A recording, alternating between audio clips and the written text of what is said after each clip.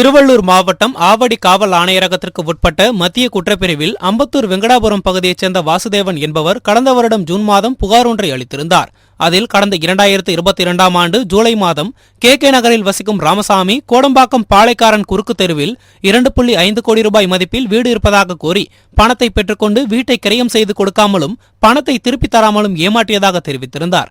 அதன் பேரில் ஆவடி காவல் ஆணையர் சங்கர், துணை ஆணையர் பெருமாள் உத்தரவின் பெயரில் உதவி ஆணையர் பொன்சங்கர் தலைமையில் தனிப்படை அமைத்து ராமசாமியை கைது செய்து பூந்தமல்லி நீதிமன்றத்தில் ஆஜர்படுத்தி புழல் சிறையில் அடைத்தனர். சென்னை அடுத்த தாம்பரம் மாநகராட்சி ஜிஎஸ்டி சாலை பேருந்து நிலையத்தில் செய்தி மக்கள் தொடர்புத்துறை சார்பில் அரசின் செய்திகள் மற்றும் திட்டங்களை பொதுமக்கள் அறிந்திடும் வகையில் புதிய மின்னணு சுவர்த்திரை அமைக்கப்பட்டுள்ளது.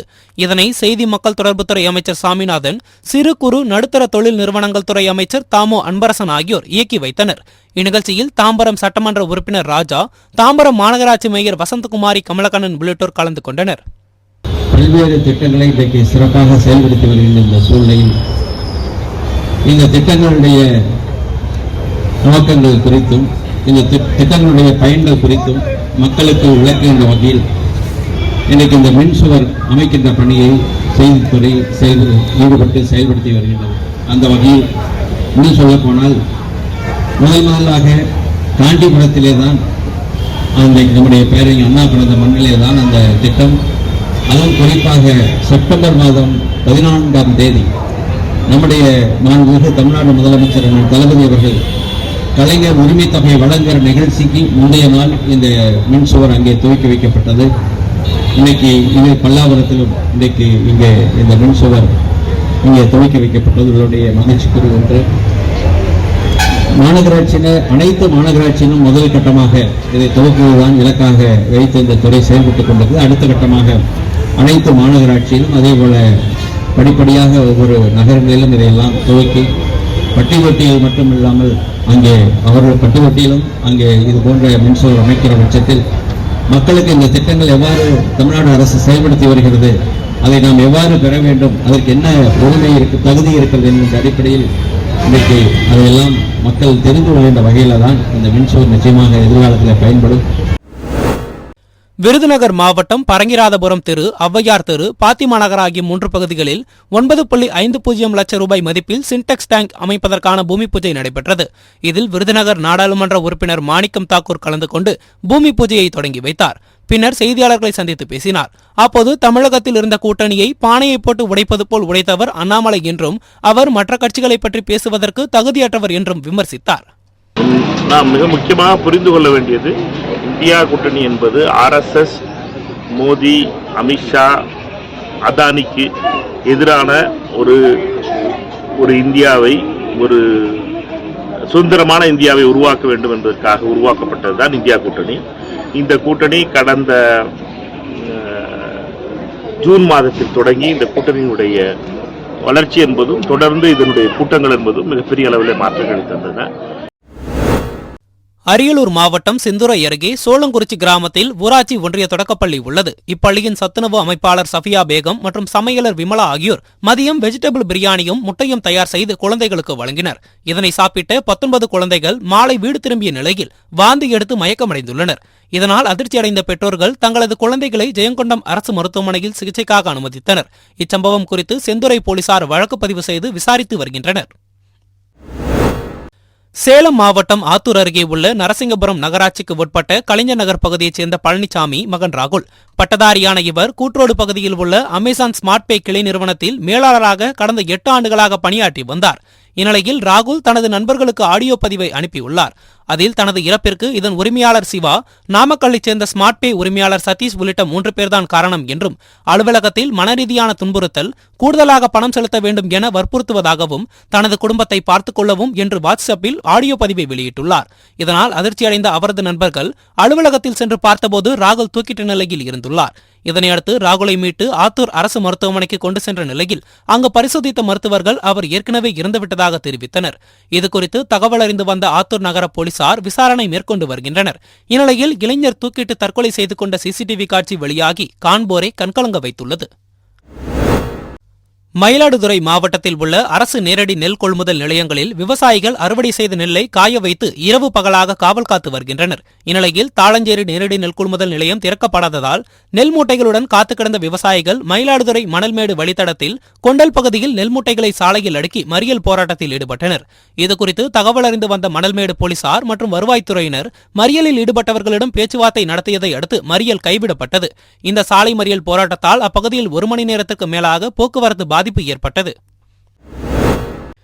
திருவள்ளூர் மாவட்டம் திருமுல்லைவாயல் செந்தில் நகரில் 36 லட்சம் ரூபாய் மதிப்பிலும், அகத்தியர் தெருவில் 27 லட்சம் ரூபாய் மதிப்பிலும் பொதுமக்களின் பயன்பாட்டிற்காக 2 புதிய பூங்காக்கள் அமைக்கப்படும் என தேர்தல் வாக்குறுதியில் கூறப்பட்டிருந்தது. அதனை நிறைவேற்றும் வகையில் பூங்கா அமைப்பதற்கான பூமி பூஜை நடைபெற்றது. இதில் ஆவடி சட்டமன்ற உறுப்பினர் நாசர் கலந்து கொண்டு பூமி பூஜை செய்து அடிக்கல் நாட்டி பூங்கா அமைப்பதற்கான கட்டுமான பணிகளை தொடங்கி வைத்தார். திருச்சி மாவட்டம் மணப்பாறை அடுத்த நடுப்பட்டி பகுதியில் உள்ள செம்மலை காப்புக்காடுகளில் இருந்து இறைக்காகவும் தண்ணீருக்காகவும் விளைநிலங்களையும் குடியிருப்புகளையும் நோக்கி காட்டெருமைகள் கூட்டம் கூட்டமாக இரவு வருவது வழக்கம். அதேபோல் இறை தேடி விளைநிலங்களுக்குள் காட்டெருமை கூட்டம் ஒன்று நேற்று இரவு புகுந்துள்ளது. அப்போது பிச்சை என்பவரது 60 அடி ஆழ விவசாய கிணற்றில் காட்டெருமை கிடாரி கன்று ஒன்று தவறி விழுந்து தத்தளித்துக் கொண்டிருந்தது. இதுகுறித்து தகவலறிந்து வந்த வனத்துறையினர், வையம்பட்டி தீயணைப்புத் துறையினர் உதவியுடன் காட்டெருமையை பத்திரமாக மீட்டனர். கோவை மாவட்டம் பொள்ளாச்சி ஆழியார் அணையில் இருந்து தண்ணீர் திறந்துவிடுவது தொடர்பாக பொதுப்பணித்துறை அலுவலகத்தில் அதிகாரிகள் மற்றும் விவசாயிகள் இடையே பேச்சுவார்த்தை நடைபெற்றது. இதில் அணையிலிருந்து பாசன வசதிக்கு 16 நாட்களுக்கு மட்டும் தண்ணீர் திறந்துவிடப்படும் என அதிகாரிகள் தெரிவித்துள்ளனர். இந்த குறைந்த நாட்களுக்கு தண்ணீர் வழங்கினால் முறையாக பாசனம் மேற்கொள்ள முடியாது எனவும், இதனால் 21 நாட்களுக்கு தண்ணீர் திறந்துவிட வேண்டும் என்றும் கோரி விவசாயிகள் பொதுப்பணித்துறை அலுவலகத்தை முற்றுகையிட்டு காத்திருப்பு போராட்டத்தில் ஈடுபட்டனர். இதனால் அப்பகுதியில் பரபரப்பு ஏற்பட்டது.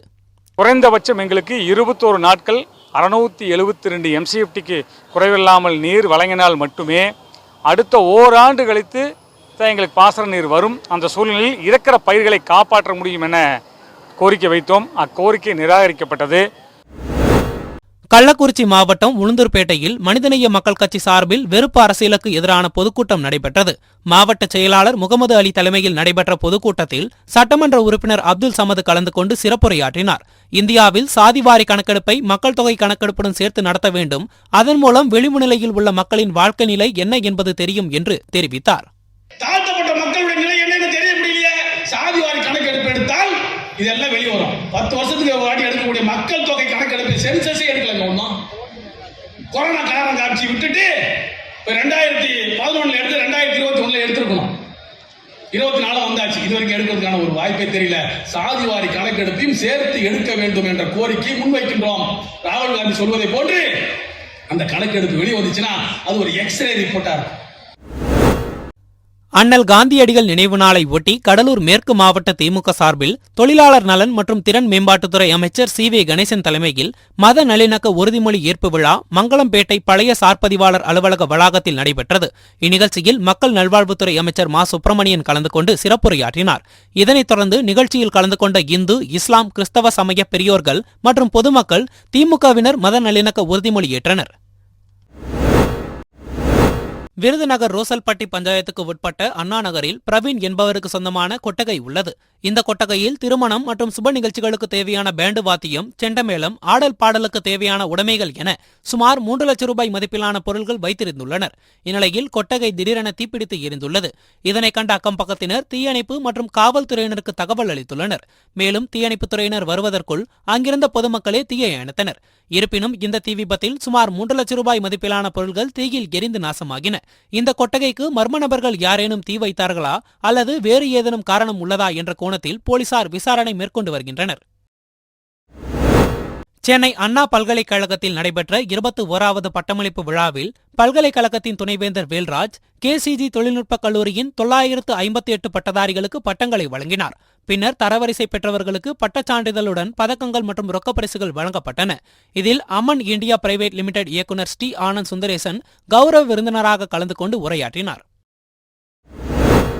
திருவள்ளூர் மாவட்டம் ஆவடி அடுத்து அமைந்துள்ள இந்து கல்லூரியில் 1996 முதல் 1999 ஆண்டு பயின்ற பொருளாதாரத்துறை மாணவர்கள் 25 ஆண்டு காலம் கடந்து மீண்டும் சந்திக்கும் நிகழ்வு நடைபெற்றது. இதில் முன்னாள் மாணவர்கள் தங்கள் குடும்பங்களுடன் கலந்து கொண்டு ஆசிரியர்களுக்கு மாலை அணிவித்து மரியாதை செலுத்தி தங்கள் கடந்த கால நினைவுகளை மகிழ்ச்சியுடன் சக நண்பர்களுடன் பகிர்ந்தனர். இந்நிகழ்ச்சியில் பொருளாதாரத்துறை பேராசிரியர் அன்பழகன் அசத்தலாக பாடல் ஒன்றை பாடி அனைவரின் கரகோஷங்களை பெற்றார். முன்னதாக தங்களுடன் பயின்ற மாணவி கொரோனா காலகட்டத்தில் இறந்ததால் அவரின் புகைப்படத்தை வைத்து அவருக்கு மரியாதை செலுத்தி அனைவரும் எழுந்து நின்று ஒரு நிமிடம் மௌன அஞ்சலி செலுத்தினர். இதன் பின்பு நிகழ்ச்சியின் முடிவில் கூடியிருந்த மாணவர்கள் ஆசிரியர்கள் அனைவரும் ஒன்றாக இணைந்து குழு புகைப்படம் எடுத்துக்கொண்டு தங்களின் மகிழ்ச்சியை நினைவுபடுத்தி மகிழ்ச்சியோடு சென்றனர். கிருஷ்ணகிரி மாவட்டம் ஓசூர் அருகே உள்ள குப்பக்குடி கிராமத்தைச் சேர்ந்தவர் விவசாயி வெங்கடேசப்பா. இவரை கடந்த 2017 ஆண்டு பியாகரப்பள்ளி கிராமத்தைச் சேர்ந்த லட்சுமி நாராயணா என்பவர் தைலம் தோப்பிற்கு அழைத்து சென்று தனது நண்பர்கள் பசவராஜ், சந்தோஷ் ஆகியோருடன் சேர்ந்து பணம் கேட்டு மிரட்டியுள்ளார். ஆனால் அவர் பணம் கொடுக்காததால் அவரை கத்தியால் குத்தி கொலை செய்துள்ளனர். பின்னர் அவரது பேண்ட் பாக்கெட்டில் இருந்து 8500 ரூபாய் பணத்தை எடுத்துக்கொண்டு உடலை முள்புதரில் வீசிவிட்டு சென்றுள்ளனர். இந்த கொலை வழக்கு குறித்து வழக்கு பதிவு செய்த தளி போலீசார் லட்சுமி நாராயணா, பசவராஜ், சந்தோஷ் ஆகிய 3 பேரையும் கைது செய்தனர். மேலும் இந்த கொலை வழக்கு தொடர்பான விசாரணை ஓசூர் கூடுதல் மாவட்ட மற்றும் அமர்வு நீதிமன்றத்தில் நடைபெற்று வந்தது.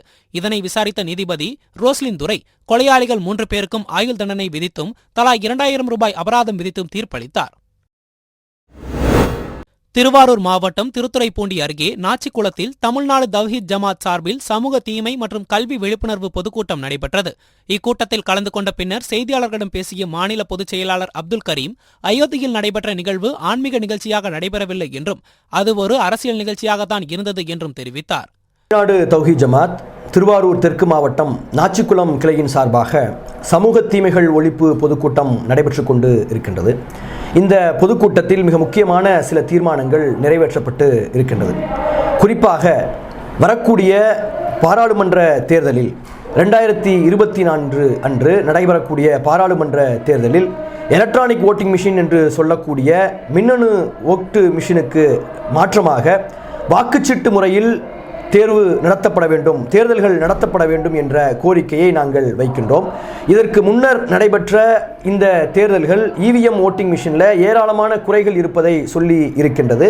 அந்த குறைகள் குறித்து பல வழக்குகளும் இன்றைக்கு உச்சநீதிமன்றத்தில் இருந்து கொண்டு இருக்கக்கூடிய நேரத்தில் தேர்தல் நியாயமாக நடக்க வேண்டுமேயானால், மக்களினுடைய எண்ணங்கள் சரியான முறையில் பிரதிபலிக்கப்பட வேண்டுமேயானால் ஓட்டுச்சீட்டு முறையில் தேர்தல் நடத்தப்பட வேண்டும் என்கின்ற கோரிக்கையை வைக்கின்றோம். இது முக்கியமான ஒரு கோரிக்கை.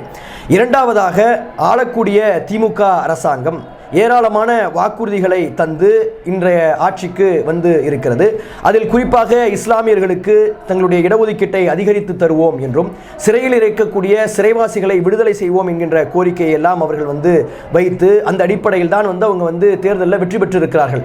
இந்த இஸ்லாமியர்களுக்கான இடஒதுக்கீட்டையும் சிறைவாசிகளினுடைய விடுதலையையும் ஆளக்கூடிய திமுக அரசாங்கம் வேகப்படுத்த வேண்டும் என்கின்ற கோரிக்கையை வைக்கின்றோம்.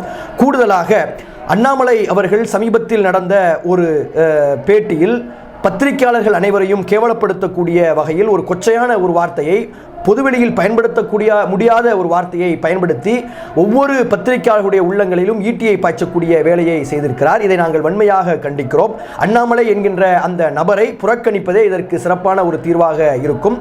இந்த ஒரு கோரிக்கையையும் நாங்கள் பத்திரிகையாளர் தோழர்களுக்கு வைத்துக்கொள்ள விரும்புகிறோம். தூத்துக்குடி மாவட்டம் எட்டயபுரம் பேரூராட்சி அலுவலகத்தில் மக்களுடன் முதல்வர் சிறப்பு முகாம் நடைபெற்றது. இம்முகாமை எட்டயபுரம் பேரூராட்சி மன்ற தலைவர் ராமலட்சுமி சங்கரநாராயணன் மற்றும் எட்டயபுரம் வட்டாட்சியர் மல்லிகா உள்ளிட்டோர் குத்துவிளக்கேற்றி துவக்கி வைத்தனர்.